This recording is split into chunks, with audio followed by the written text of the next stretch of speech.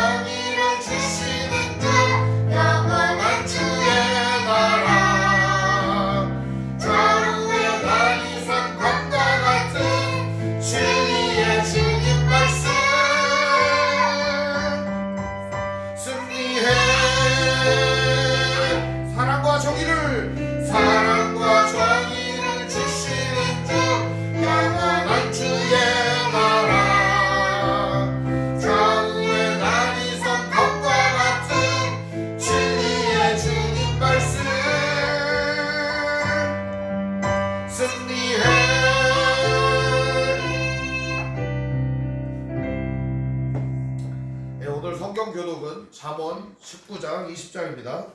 잠언 19장 20장입니다. 제가 가진 성경은 구약 성경 931페이지입니다. 잠언 19장 20장입니다.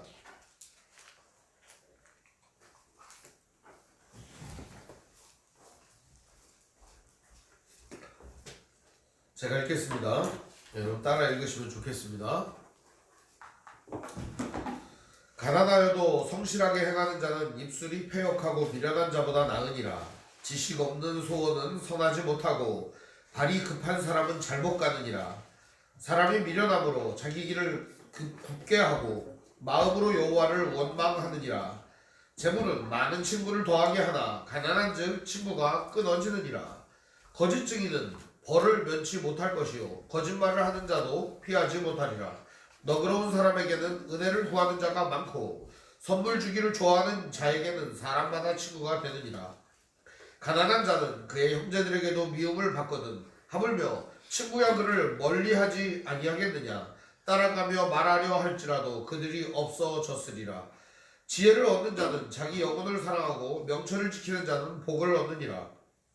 거짓 증인은 벌을 면하지 못할 것이요 거짓말을 뱉는 자는 망할 것이니라. 미련한 자가 사치하는 것이 적당하지 못하거든 하물며 종이 방백을 다스림이랴. 노하기를 더디하는 것이 사람의 슬기요 허물을 용서하는 것이 자기의 영광이니라. 왕의 노함은 사자의 부르짖음 같고 그의 은택은 풀 위의 이슬 같으니라. 미련한 아들은 그의 아비의 재앙이요 다투는 아내는 이어 떨어지는 물방울이니라. 집과 재물은 조상에게 상속하거니와 슬기로운 아내는 여호와께로서 말미암느니라. 게으름이 사람으로서 깊이 잠들게 하나니 태만한 사람은 줄일 것이니라. 계명을 지키는 자는 자기의 영혼을 지키거니와 자기의 행실을 삼가지 아니하는 자는 죽으리라. 가난한 자를 불쌍히 여기는 것은 여호와께 구워드리는 것이니 그의 선행을 그에게 갚아주시리라. 내가 내 아들에게 희망이 있은즉 그를 징계하되 죽일 마음은 두지 말지니라. 노하기를 맹렬히 하는 자는 벌을 받을 것이라. 내가 그를 건져주면 다시 그런 일이 생기리라. 너는 권고를 들으며 훈계를 받으라. 그리하면 내 필경은 지혜롭게 되리라. 사람의 마음에는 많은 계획이 있어도 오직 여호와의 뜻만이 완전히 서리라. 사람은 자기의 인자함으로 남에게 사모함을 받느니라. 가난한 자는 거짓말하는 자보다 나으니라. 여호와를 경외하는 것은 사람으로 생명에 이르게 하는 것이라. 경외하는 자는 족하게 지내고 재앙을 당하지 아니하느니라. 게으른 자는 자기 손을 그릇에 넣고서도 입으로 올리기를 괴로워하느니라. 거만한 자를 때리라. 그리하면 어리석은 자도 지혜를 얻으리라. 명철한 자를 견책하라. 그리하면 그가 지식을 얻으리라. 아비를 구박하고 어미를 쫓아내는 자는 부끄러움을 끼치며 능욕을 부르는 자식이니라.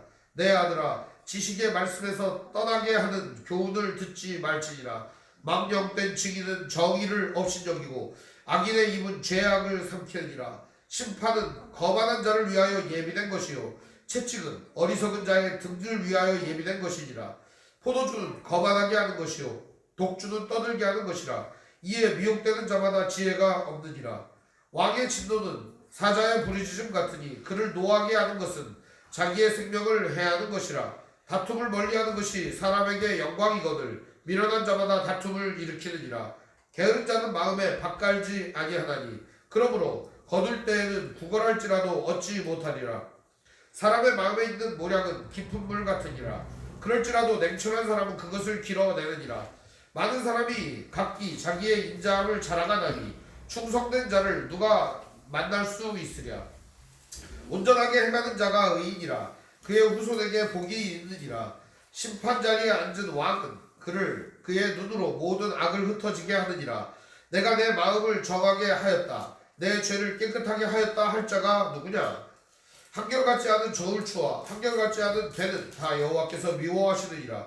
비록 아이라도 자기의 동작으로 자기 품행이 청결한 여부와 정직한 여부를 나타내느니라. 듣는 귀와 보는 눈은 다 여호와께서 지으신 것이니라. 너는 잠자기를 좋아하지 말라. 내가 빈궁하게 될까 두려우니라. 내 눈을 뜨라. 그리하면 양식이 족하리라. 물건을 사는 자가 좋지 못하다 하다가 돌아간 후에는 자랑하느니라. 세상에 금도 있고 진주도 많거니와 지혜로운 입술이 더욱 귀한 보배니라. 타인을 위하여 보증선자의 옷을 취하라. 외인들을 위하여 보증선자는 그의 몸을 볼모로 잡을지니라. 속이고 취한 음식물은 사람에게 맛이 좋은 듯하나 후에는 그의 입에 모래가 가득하게 되리라. 경영은 의논함으로 성취되나니 지략을 베풀고 전쟁할지니라. 두루 다니며 한담하는 자는 남의 비밀을 누설하나니 입술을 벌린 자를 사귀지 말지니라. 자기의 아비나 어미를 저주하는 자는 그의 등불이 흑암 중에 꺼짐을 당하리라. 처음에 속히 잡은 사놈은 마침내 복이 되지 아니하느니라. 너는 악을 갚겠다 하지 말고 여호와를 기다리라. 그가 너를 구원하시리라. 한결같지 않은 저울추는 여호와께서 미워하시는 것이요 속이는 저울은 좋지 못한 것이니라.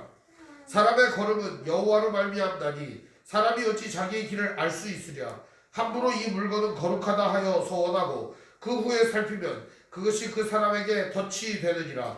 지혜로운 왕은 악인들을 키질하며 타작하는 바퀴를 그들 위에 굴리느니라. 사람의 영혼은 여호와의 등불이라. 사람의 깊은 속을 살피느니라. 왕은 인자와 진리로 스스로 보호하고 그의 왕위도 인자함으로 말미암아 견고하니라. 젊은 자의 영화는 그의 힘이요 늙은 자의 아름다움은 백발이니라. 상하게 때리는 것이 악을 없이 하나니 매는 사람 속에 깊이 들어가느니라. 아멘. 찬송가 160장 찬송 부르겠습니다.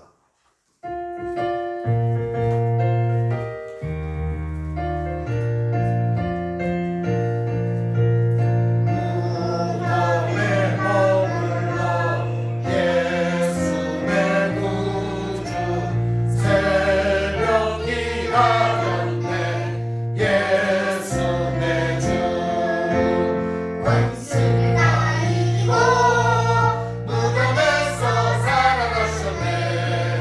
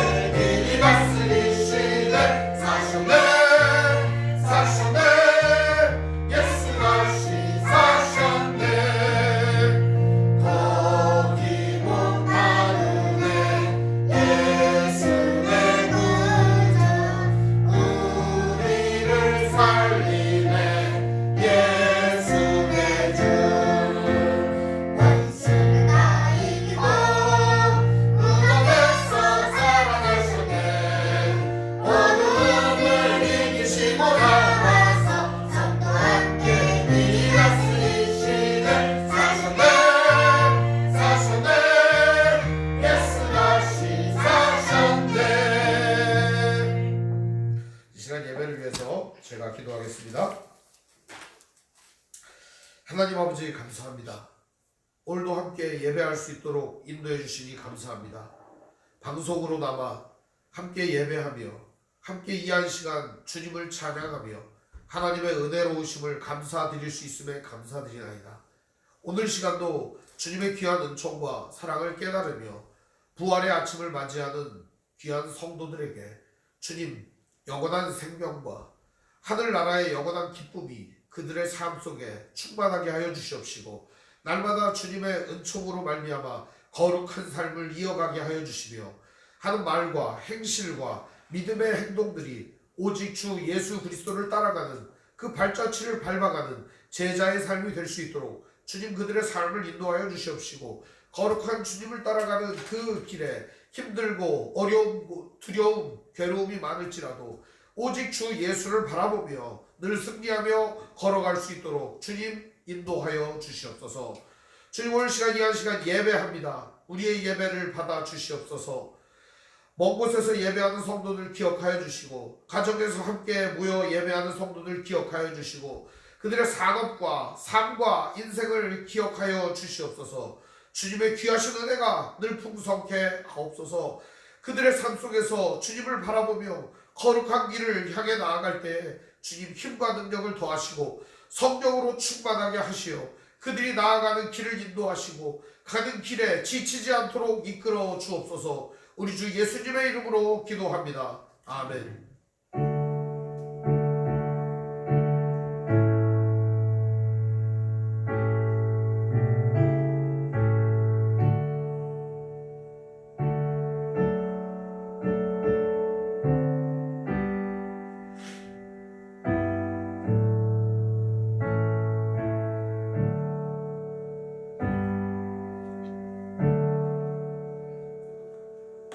오늘 보실 하나님 말씀은 사도행전 4장 33절에서 35절입니다.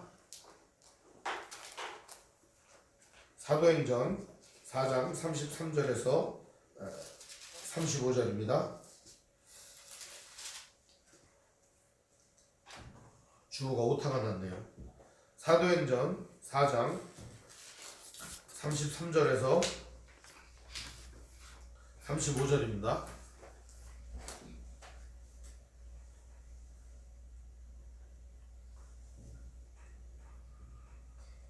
제가 읽겠습니다. 사도들이 큰 권능으로 주 예수의 부활을 증언하니 무리가 큰 은혜를 받아 그 중에 가난한 사람이 없으니 이는 밭과 집 있는 자는 팔아 그 판 것의 값을 가져다가 사도들의 발 앞에 두매 그들이 각 사람의 필요를 따라 나누어 줍니다. 아멘. 찬송가 162장 찬송 부르겠습니다.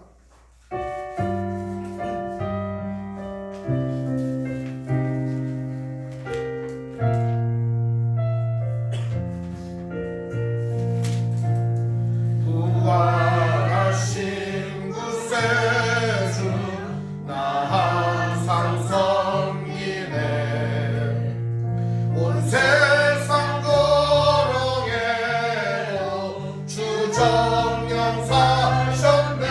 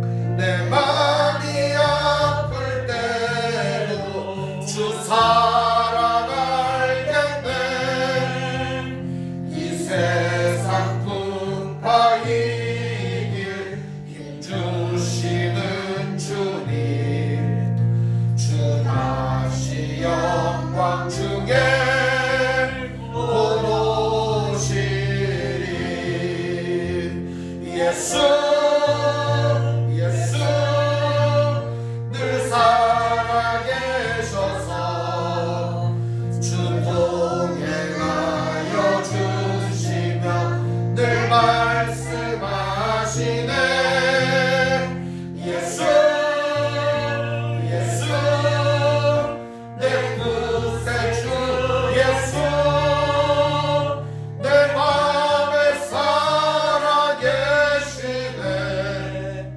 늘 살아계시네 주 믿는 성도들아 다 기쁜 노래로 주 예수님과 함께 다 찬양 드리세 이 세상 소망이요 참 친구 되시는 주 예수 영원토록 찬양하세 예수 예수 늘 살아계셔서 주 동행하여 주시며 늘 말씀하시네 예수 예수 내 구세주 예수 내 맘에 살아계시네 늘 살아계시네 아멘. 네, 오늘 말씀의 제목은 부활의 주님은 당신에게 어떤 분인가 라는 제목으로 말씀의 은혜를 나누겠습니다. 부활의 주님은 당신에게 어떤 분인가. 인생은 결핍과 부족함과 연약함의 연속입니다. 그래서 태어나면서부터 우리들은 달라고 우는 것부터 인생을 시작합니다. 그렇게 시작 안 한 사람 아무도 없습니다. 모든 사람은 다 달라고 뭐 좀 해달라고 그러면서 울면서 다 태어났습니다. 안 그럴 것 같은 사람들도 있겠죠. 그러나 다 그렇게 태어났습니다. 그리고 지금은 어떻습니까, 여러분? 지금 여러분에게 모든 것이 만족하고 풍성하고 충만합니까? 지금도 여전히 우리들은 결핍과 부족함과 연약함에 시달리고 있습니다. 뭐 좀 더 해줬으면 좋겠는데, 뭐 좀 더 있었으면 좋겠는데, 뭐 좀 나에게 충만했으면 좋겠는데, 그것이 남을 위해 나누어 주려고 하는 것이든 자기에게 필요한 것이든 아니면 자기 가족에게 필요한 것이든 자기 생활에 필요한 것이든 우리는 늘 이러한 결핍 속에 살아가고 있습니다. 이러한 결핍이 언제쯤 해결이 될까요?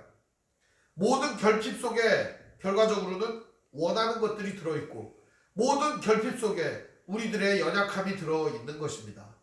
할 능력이 되면 그것을 왜 걱정하겠습니까? 그것을 이룰 수 있는 힘이 있으면 내가 그걸 왜 걱정합니까? 해버리면 되지. 우리들은 연약함 속에서 늘 살아갈 수밖에 없는 존재로 오늘 이 땅에 있습니다. 모든 사람들이 연약해지고 모든 사람들이 결핍에 시달리게 된 이유는 사람이 하나님의 품을 떠났고 스스로가 하나님의 자리에 앉았기 때문입니다. 이 사실을 잊어버리면 결과적으로 모든 결핍 속에서 계속 시달릴 수밖에 없습니다. 사람이 하나님의 자리에 앉는 순간에 서로 하나님이 되려고 싸움을 합니다. 서로 하나님의 자리를 차지하려고 서로 싸웁니다. 그러다 보니까 결핍은 더 심화되고 사람들은 점점 더 다툼과 싸움 속에 내몰리게 되는 것입니다. 이러한 세상 속에 주님이 오셨습니다.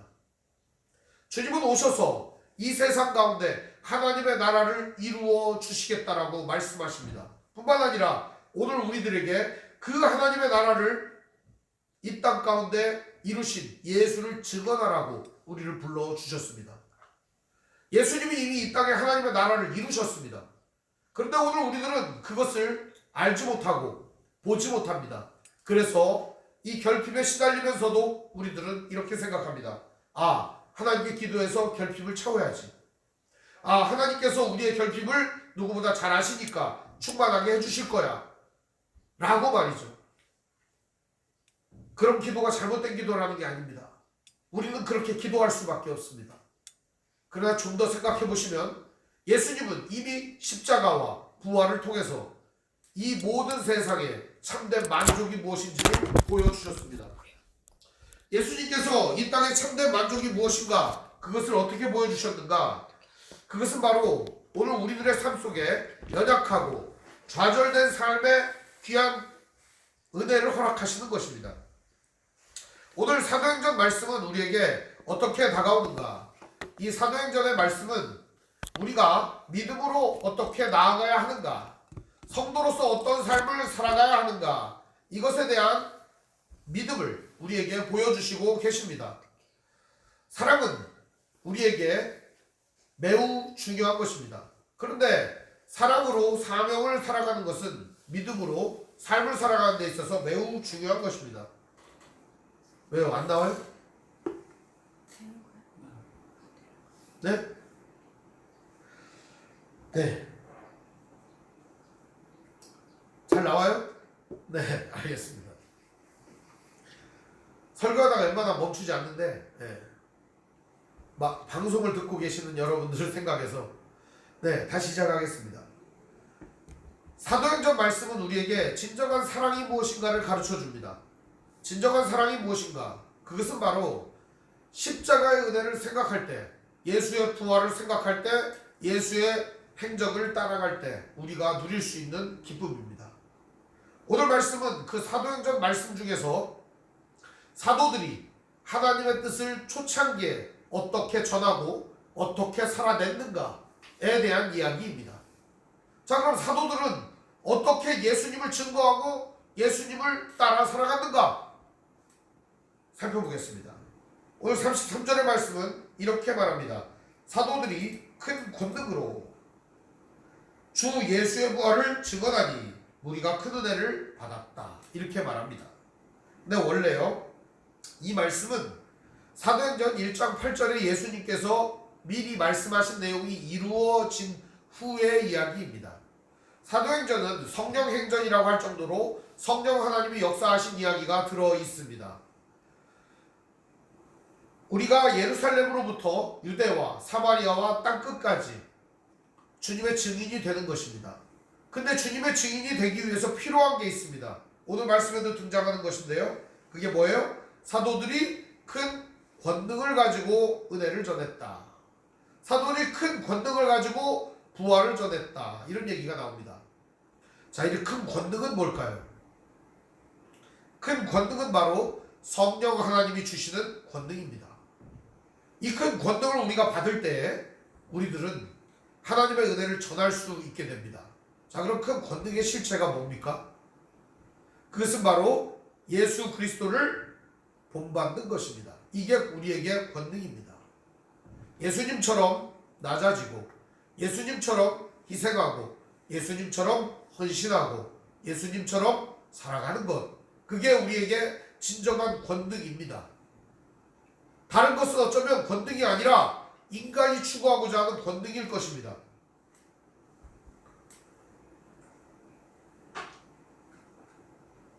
사도들은 성령으로 충만했습니다. 성령으로 충만한 사도들이 할 수 있는 유일한 일이 무엇이었을까요? 성령께서 가르쳐 주시는 일을 행하는 것이었습니다.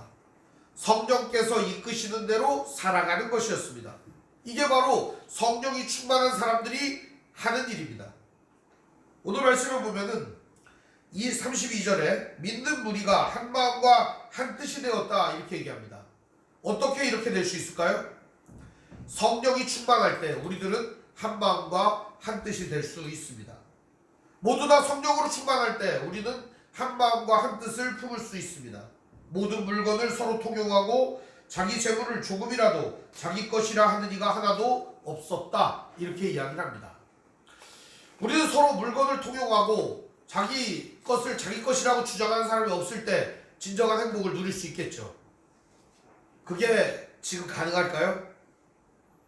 예를 들어서 여러분들한테 가지고 있는 집과 차와 여러분들의 통장의 재산과 모든 것들을 다 갖다 바쳐가지고 다 같이 공동체를 이루면서 살자, 이러면 여러분 어떻게 생각하시겠습니까? 아, 말도 안 된다 이렇게 생각하실 수 있을 것 같습니다. 실제로 그렇게 공동체를 이룬 사람들이 몇 있었습니다. 누굴까요? 이단들입니다. 우리 개신교에서는 그런 일 하지 않습니다. 전도관의 박태서는 신앙촌이라고 하는 걸 만들었습니다. 그래가지고 사람들을 모아다가 그곳에서 공동 작업을 시켰습니다. 그래가지고 함께 일을 하고 함께 먹고 사는 공동체를 만들었어요. 좋았을까요? 아닙니다. 강제 노역에 시달리다가 사람들은 병들어 죽었고요. 강제 노역에 시달리다가 사람들은 괴로워 죽었습니다. 사람이 이루려고 하는 공동체는 그렇게 멸망으로 치달을 수밖에 없는 것입니다. 과연 그렇다면 오늘 여기에 나온 이 말씀을 우리 어떻게 받아들여야 될까요? 모든 사람이 다 전 재산을 내고 그래서 사람들이 부족함이 없이 되었다. 어떻게 볼 수 있을까요? 이 말씀은 그 말씀 속에 비밀이 있습니다. 해답이 있습니다. 33절에 보면 사도들이 큰 권능을 가졌다 이렇게 얘기를 합니다. 큰 권능은 원래 메가스 디나미스라는 말을 씁니다. 근데 이 말이 무슨 말이냐? 한마디로 얘기하면 권능의 실체에 대하여 명확하게 얘기를 해주는 겁니다. 디나미스라는 말은 어쩌면은 힘의 원천에 대한 이야기를 해주고 있는 겁니다. 능력의 원천. 근데 이 힘의 원천과 능력의 원천이 사도행전을 처음부터 지금까지 읽어본 사람은 다 압니다. 내용이 뭐라고 그랬어요? 성령의 능력입니다. 인간이 가지고 있는 힘이 아니라는 거예요. 성령의 능력입니다. 이 성령의 능력이 각 사람에게 임하여 각 사람이 예수 그리스도를 닮아갈 때 나오는 능력이에요. 이거 오해하면 안 됩니다. 성령님이 오늘 우리한테 능력을 팍팍 줘가지고 우리가 전갈을 밟고 뱀을 짚고 무슨 독을 마실지라도 해를 입지 않고, 그것도 맞는데요. 진짜 능력은 거기에서 나오는 게 아니라 성령이 우리 안에 충만하여 우리가 예수 그리스도를 따라 삶을 살아갈 때 나타나는 능력이라는 겁니다. 오늘 우리들은 우리가 가진 힘으로 세상을 변화시키려고 애를 많이 씁니다. 매우 좋은 자세입니다. 그러나 정말 중요한 것은 성령께서 일하시는 것, 그것을 따라가는 것입니다. 성령이 과연 우리를 일하게 하시는 게 뭘까요? 오늘 성경에 교훈한 모든 내용들입니다. 다 할 능력이 있으면 좋겠죠. 그러나 적어도 내게 주어진 삶과 내게 주어진 인생 속에서 이것을 이루어야 합니다. 열방을 변화시키리 라는 구호를 외치는 청년들을 바라보면 그 마음은 가상하고 그 생각은 너무도 이해가 되지만 과연 열방을 변화시킬 수 있을까요? 오늘 우리가 변화시켜야 되는 건 열방이 아닌지도 모릅니다. 나 스스로인지도 모릅니다. 죄악과 탐욕과 유혹과 핍박에 자빠지는 나 자신이 먼저 하나님 앞에 굴복당해야 될 대상인지도 모릅니다. 이것이 이루어진 사람들은 말하겠죠. 세계를 향해 나아가자. 바른 말입니다. 옳은 얘기입니다. 진짜 오늘 우리가 추구해야 되는 삶의 열매는 어디에 있을까요? 성령의 열매가 내 삶 속에 맺혀지는가 바라보아야 한다는 것입니다. 사도들은 큰 권능을 가졌습니다. 한마디로 이것은 자기 스스로가 주님을 따르는 그 길에 있었다는 겁니다. 성령으로 충만하여 있었다는 것입니다. 이게 바로 큰 권능이에요. 그래서 예수를 따라가고 있었다는 겁니다. 그랬더니 이들이 큰 권능을 가지고 뭐 했을까요? 사람들 모아다가 회의를 했을까요? 사람들 잔뜩 모아다가 뭔가 대단한 공동체를 이루었을까요? 아니면 그 힘을 이용해서 세계를 장악했을까요? 열방을 향해 나아가자고 외쳤을까요? 이들이 했던 일은 딱 한 가지였습니다. 뭐였을까요? 예수의 부활을 증언하는 일이었습니다. 다른 게 아니었습니다. 우리 주 예수 그리스도의 부활을 증언하는 일이었습니다. 오늘 여기 말씀을 보면 예수님이 그냥 예수님이라고 나오는 게 아닙니다. 주 예수라고 등장을 합니다. 이들은 자기가 주인이 아니었습니다. 이들의 주인은 예수님이었습니다. 내 마음대로 했다는 게 아니에요. 내 의지와 내 뜻대로 했다는 게 아니에요. 어느 교회에 가보면 3,000명을 전도하니 뭐 10,000명을 전도하니 좋아요. 근데 그게 누구에게서 나온 거냐 그러면 주님이 그렇게 했대요. 주님이 언제 3,000명 10,000명을 전도하랬어요. 언제 주님이. 드날이 세운 목표지. 솔직하게 얘기해야지. 내가 한 거예요. 내가 주님 뜻대로 생각하다 보니까 이런 게 나왔어요. 이렇게 해야 맞는 거지. 주님이 그렇게 가르쳐줬다는 거야. 꿈에. 거짓말 좀 그만해. 거짓말 좀. 주님이 언제 그런 걸 가르쳐줘. 주님은요 오늘 우리에게 이것을 전하라고 가르쳐 주십니다. 사도들이 했던 이 일 말입니다. 예수님이 주님이다. 그거 말입니다. 온 인류를 십자가에 대속적인 죽음으로 샀다. 예수님이 우리들을 다 샀다 이겁니다. 예수님 피값으로 우리를 다 샀다는 거예요. 그래서 우리들은 주님의 노예가 됩니다. 그러나 주님은 우리를 노예로 부리지 않습니다. 친구로 불러주십니다. 주님은 우리의 형이 되십니다. 주님은 우리의 함께하는 동역자가 되십니다. 이걸 아셔야 됩니다. 그래서 주님께서는 오늘 우리들에게 이 귀한 사명을 부어주시는 것입니다. 사도들이 왜 예수의 부활을 전했을까요? 예수님이 주님이시기 때문에 그 주님 예수께서 이루신 이 부활이 얼마나 위대한 것인 것을 전했다는 것입니다. 부활이라는 말은 아나스타시스라는 말입니다. 이 말에는 매우 중요한 의미가 있습니다. 일어서다 라는 의미가 있습니다. 똑바로 세우다 이런 의미가 있습니다. 그럼 예수님께서 일어나셨습니다. 어디서 일어났죠? 죽음에서 일어나셨습니다. 이 매우 중요한 의미죠. 똑바로 세웠다. 뭘 세우셨습니까? 성령으로 사람들을 충만하게 하여 그 사람들을 하나님의 사람으로 세워주셨다라는 것입니다. 이게 매우 중요한 것입니다. 오늘 우리들은 이 사실과 이것을 믿음으로 받아들임으로 우리의 신앙 가운데 바로 서야만 합니다. 예수님은 오늘도 우리의 주가 되셔서 우리들을 세워주십니다. 예수님은 오늘도 우리의 주님이 되셔서 우리들을 이 땅 가운데서 성령이 충만한 하나님의 사람으로 세워주십니다. 바로 그것은 부활을 믿고 그 부활을 증언할 때 오늘 우리들에게 더 이루어지는 것입니다. 제자들은 가장 핵심적으로 자기들의 메시지를 정리했는데 정리한 내용이 무엇이었습니까? 바로 예수님의 부활을 증언하는 일이었습니다. 예수님의 부활은 우리에게 있어서 매우 중요한 진리입니다. 사도 바울은 고린도전서 15장에 이렇게 말합니다. 부활이 없으면 우리의 믿음도 헛것이다. 부활이 없으면 우리가 믿는 신앙은 아무짝에 쓸모없다. 이렇게 말할 정도였습니다. 그럼 부활이 왜 중요한 건가? 부활은 나하고 어떤 상관이 있는가? 예수님이 부활하셨다는 것은 그 예수님과 함께 있는 나도 부활한다는 의미입니다.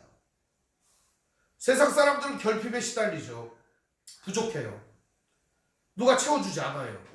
근데 이것이 어디서 채워질까요? 부활하신 주님을 만날 때 충만하게 채워집니다.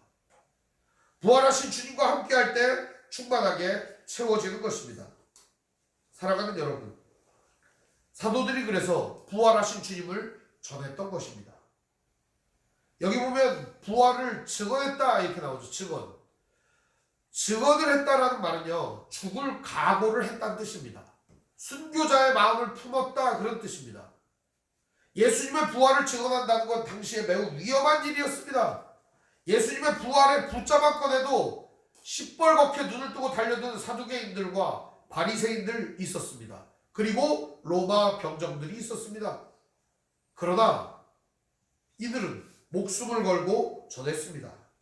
이 증언이라고 하는 말은 원래 말티리온이라는 말인데 순교를 의미합니다. 순교자. 여기서 말투스가 나왔습니다. 순교자라는 의미가 나왔습니다. 증언이라고 하는 것은 무엇이냐? 목숨을 걸고 나는 이것을 위하여 살겠다라는 것입니다. 우리 신앙생활은 취미생활이 아닙니다. 내가 목숨을 걸고 어떻게 살 것인가? 여기에 있는 것이 내 신앙생활의 본질인 것이에요. 오늘 여러분, 부활의 주님은 여러분에게 어떤 분입니까? 여러분의 목숨을 거는 분입니까? 아니면 여러분의 취미생활을 이어가는 분입니까? 오늘 여러분이 예배하는 그 부활의 주님은 오늘 여러분의 인생 속에서 그저 작은 점과 한 조각일 뿐입니까? 아니면 여러분의 인생을 통치하시고 주관하시는 전능하신 하나님이십니까? 오늘 우리의 인생 속에서 이것을 고민해 봐야 됩니다. 여러분의 신앙을 점검하지 않으면 오늘 이 시간 아무리 말씀을 들어도 그 말씀은 여러분의 삶 속에 득이 되지 않습니다. 예수님은 과연 나의 주님이신가? 그 주님이 나를 주관하시는가? 내 입술로 주님의 부활을 증언하는가? 부활을 믿고 증언하는 성도들은요, 모든 결핍이 해결될 것을 믿습니다. 모든 결핍이 은혜라는 것을 깨닫습니다. 왜 그럴까요? 우리에게 주어진 이 모든 결핍이 어디서부터 시작되는지 알기 때문입니다. 바로 하나님을 떠나고 내가 스스로 하나님이 되어서 스스로가 원하는 일을 하려고 하기 때문입니다.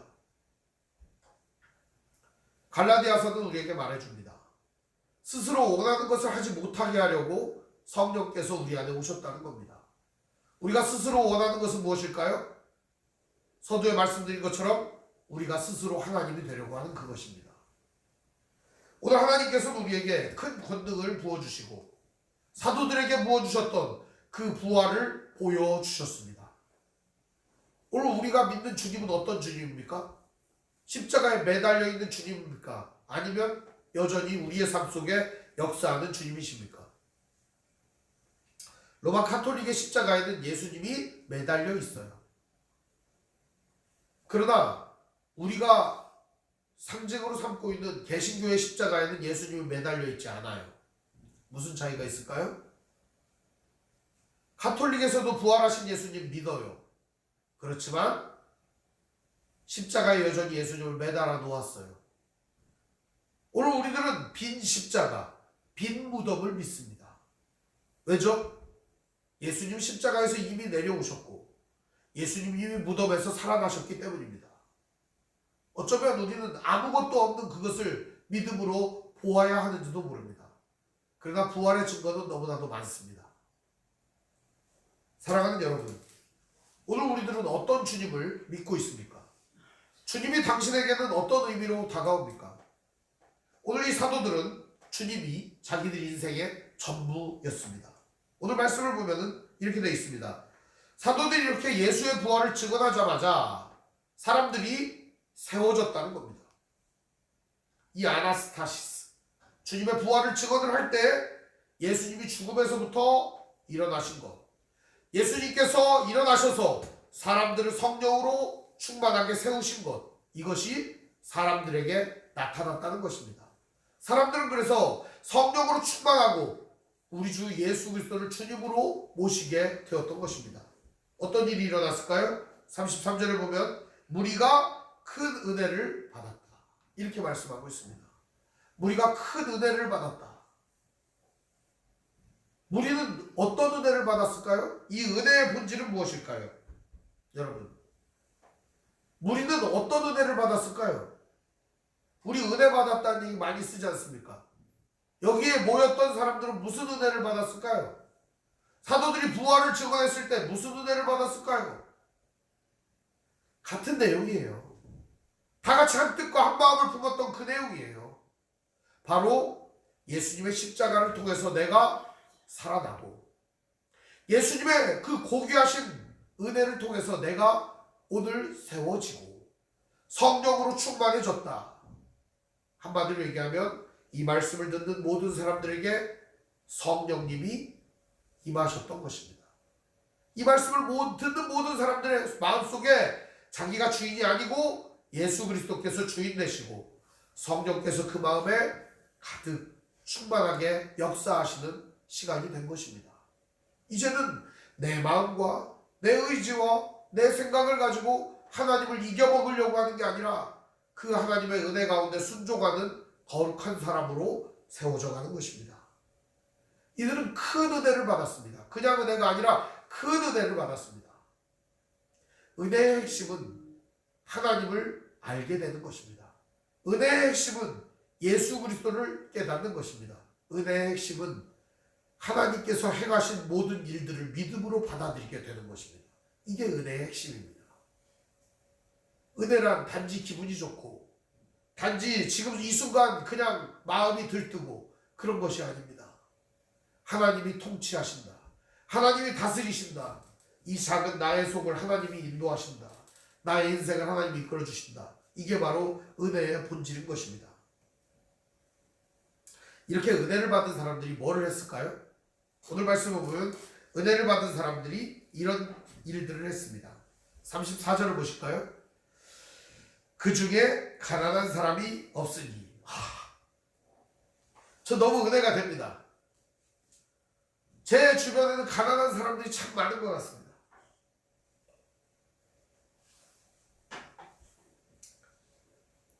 마음이 참 아프죠. 가난한 사람.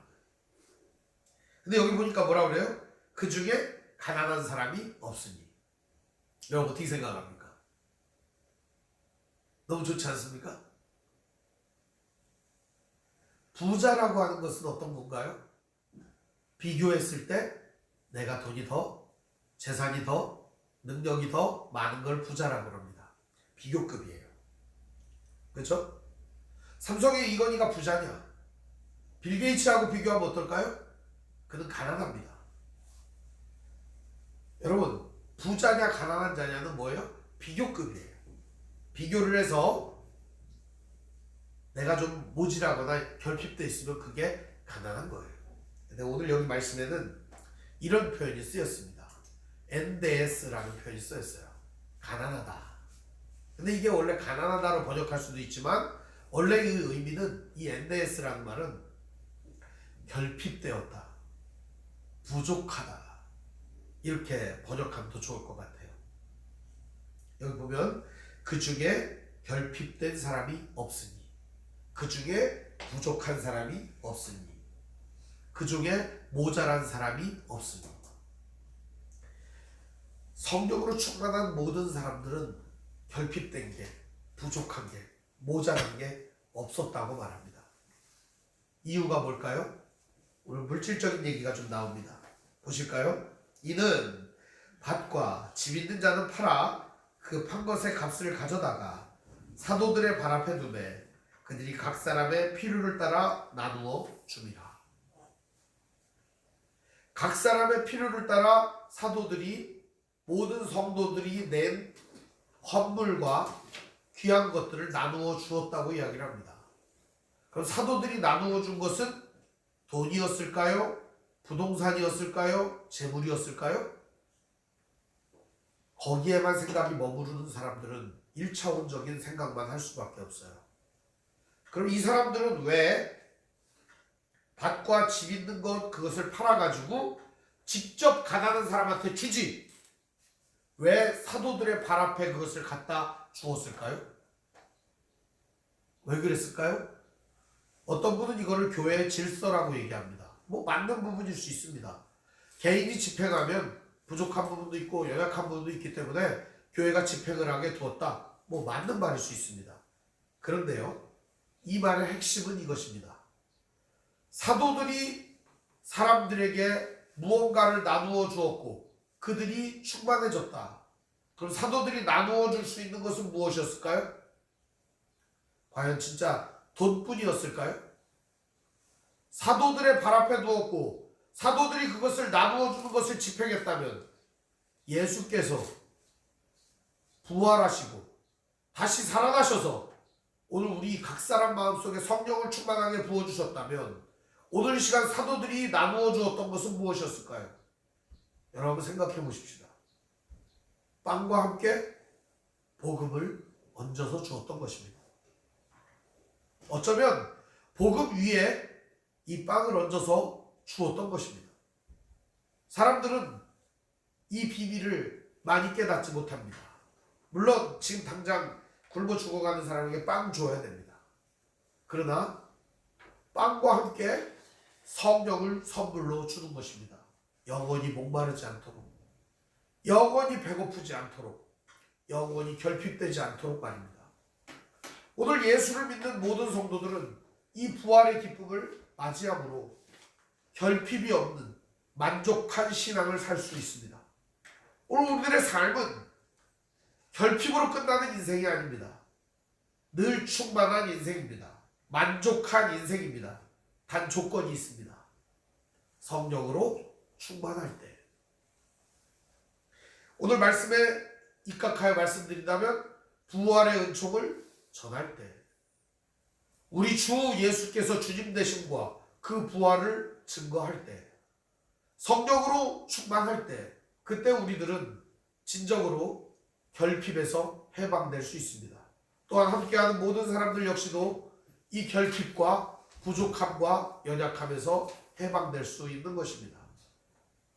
사도행전의 기록은 사도들이 어떻게 행했는가 하는 기록들을 기록한 것입니다.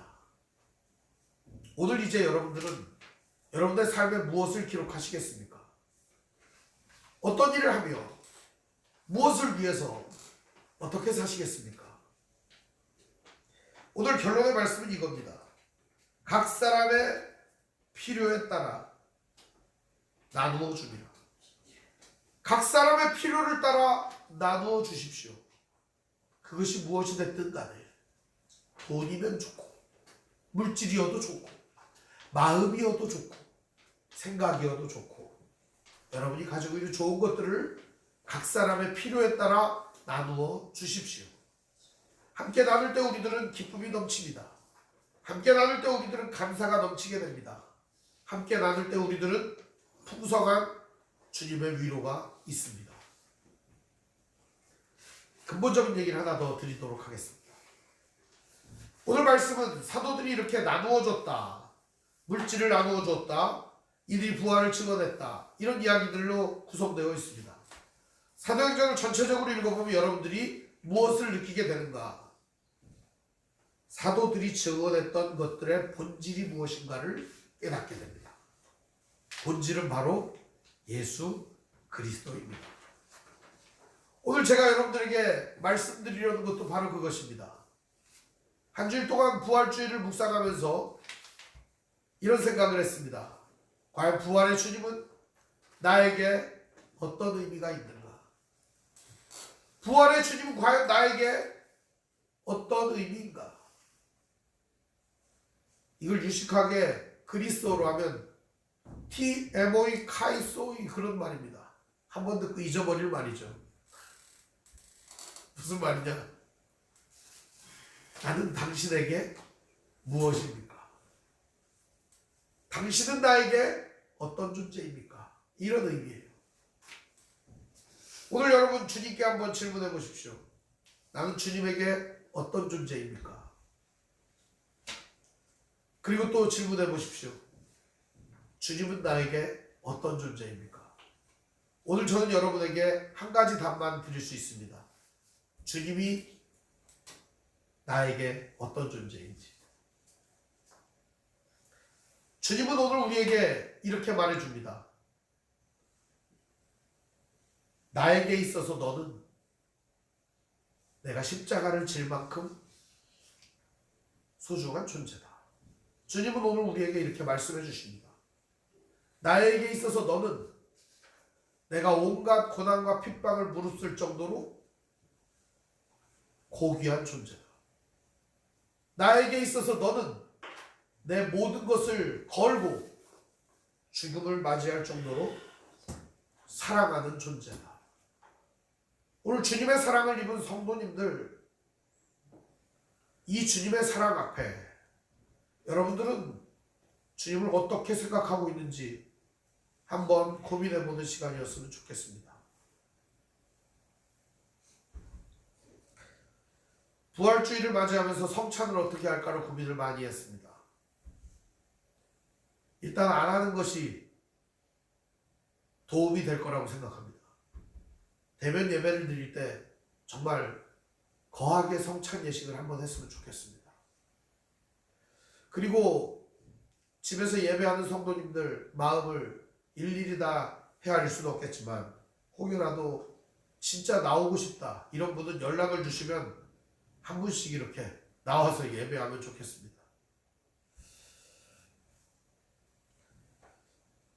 부활절을 맞이해서 많은 교회들이 예배하고 있습니다. 지금 이 나라와 전 세계에 퍼진 이 악한 바이러스가 빨리 종식되기를 여러분 기도해 주시고 부활의 아침을 맞이하는 모든 사람들이 이 모든 결핍에서 해방되도록 여러분들 입술과 삶을 통해 예수 그리스도를 증거하는 믿음의 삶이 이어지기를 주님의 이름으로 축원드립니다. 기도하겠습니다. 사랑과 은혜가 풍성하신 아버지 하나님, 은혜와 사랑을 감사드립니다. 우리가 사랑을 행할 때 결핍됨과 부족함과 모자람이 해결될 줄 믿습니다. 모든 이들이 성령으로 충만하여 하나님 은혜 가운데 모자람과 부족함이 해결되게 하시고 주님 은혜로 더욱더 가득 찬 삶을 살아갈 수 있도록 오늘 인도하여 주시옵소서. 우리 주 예수님의 이름으로 기도합니다. 아멘.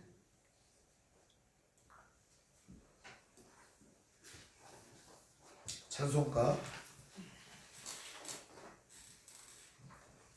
434장 찬송 부르겠습니다.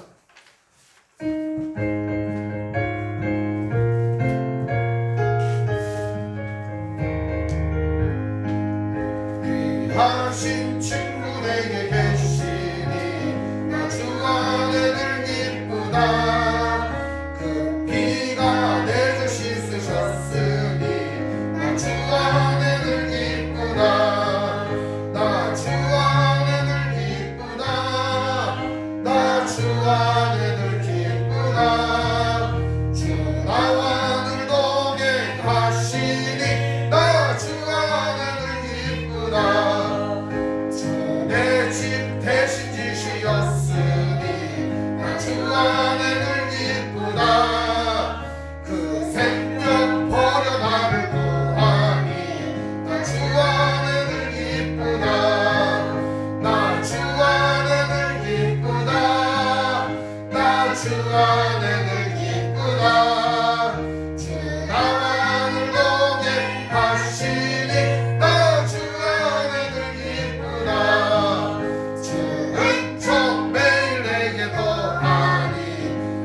안에 늘 기쁘다. 그 악한 죄악에서 지키니 나 주 안에 늘 기쁘다. 나 주 안에 늘 기쁘다. 나 주 안에 늘 기쁘다. 주 나와 늘 동행하시니 나 주 안에 늘 기쁘다. 복음 기도하겠습니다. 하나님 아버지 감사합니다. 주님 앞에 예물 드렸습니다. 받아 주시옵소서. 또한 같은 마음을 가지고 있으나 예물을 드리지 못한 성도들에게도 같은 은혜를 허락하여 주시옵소서. 한 주일 동안 삶을 살면서 주님의 은혜를 기억하며 하나님의 귀한 삶을 본받고 우리 주 예수 그리스도의 걸어가신 길을 따라가고자 애쓴 성도들의 삶을 이 시간 받아 주시옵소서. 또한 주님의 뜻 가운데 거룩한 일을 행하고자 애썼던 성도들의 땀과 눈물을 기억하여 주시옵소서. 또한 주님의 이름을 위하여 핍박당하고 모욕당하고 치욕스러운 삶을 이어가는 귀한 성도들에게도 주님 은혜를 허락하여 주시옵시고 하늘의 신령한 복과 땅에 기름진 것들로 채워주시옵시고 이들이 간구하는 모든 것들 가운데서 하나님의 나라가 세워질 수 있도록 역사하여 주옵소서. 우리 주 예수님 이름으로 축복하며 기도합니다. 아멘.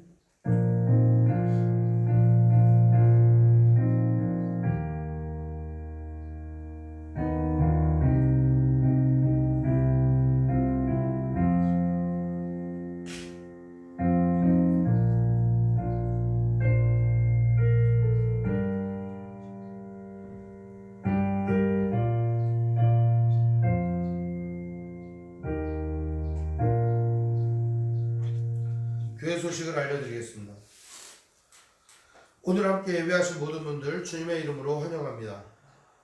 우리 옆사람과 서로 인사하시기 바랍니다. 사랑합니다. 사랑합니다. 네, 가정에서 인사하시기 바랍니다. 사랑합니다. 사랑합니다.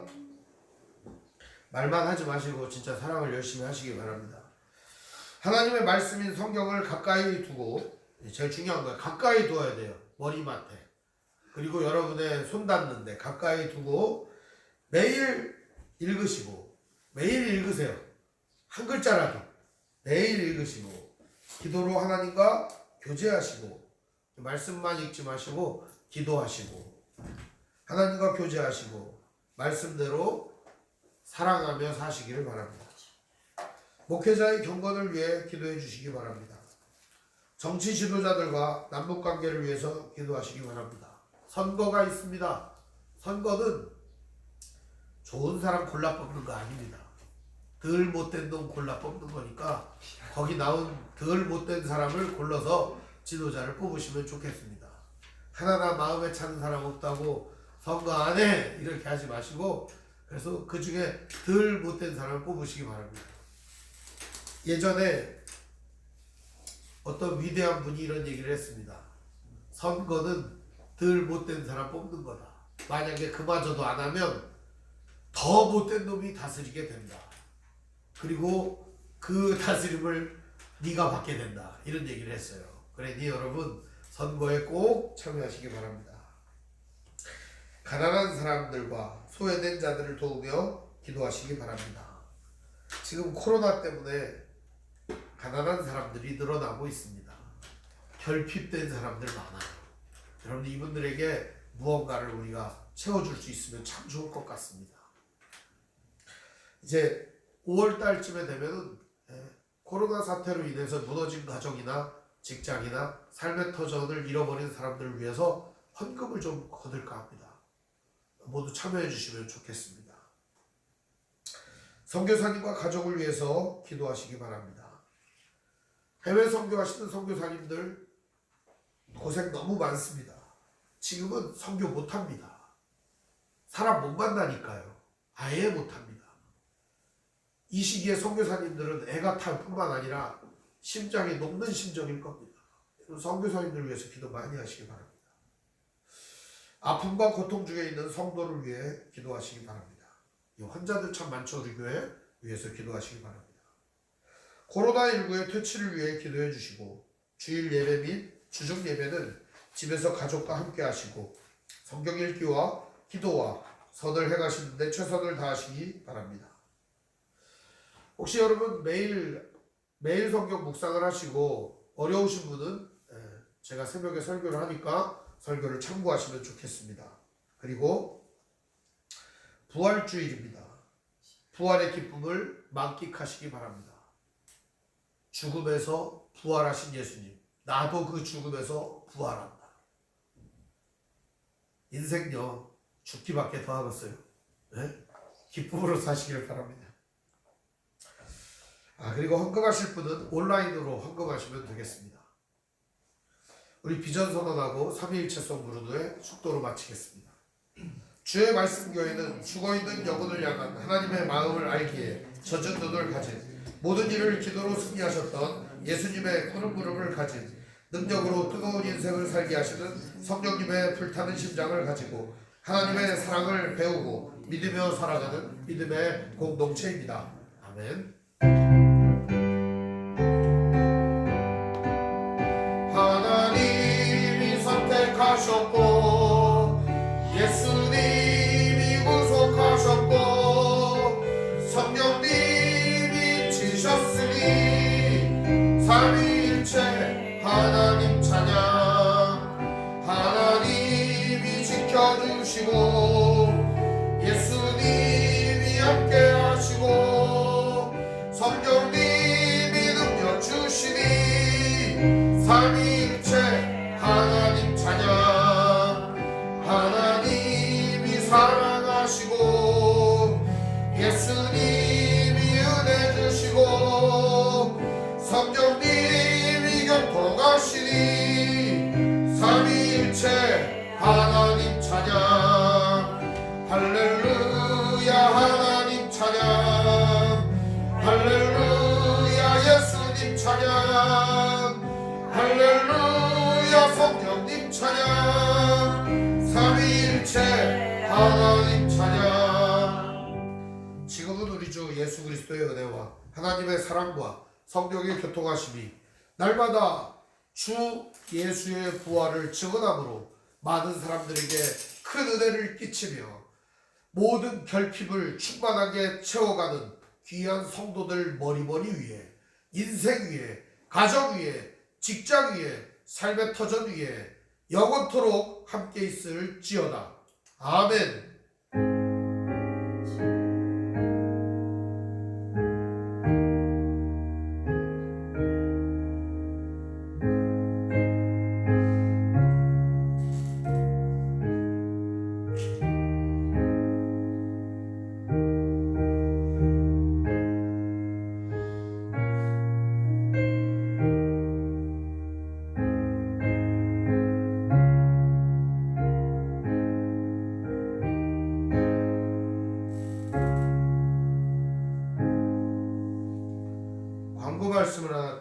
드리겠습니다.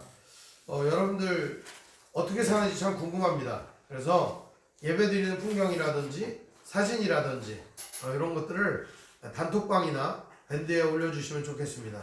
그래서 여러분들 어떻게 사는지 참 보고 싶습니다.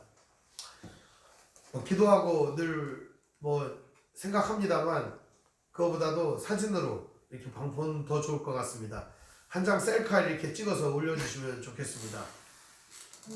꼭 이래도 안 하시는 분들 계신데 꼭 해서 올리시기 바랍니다. 네, 이상입니다. 야유회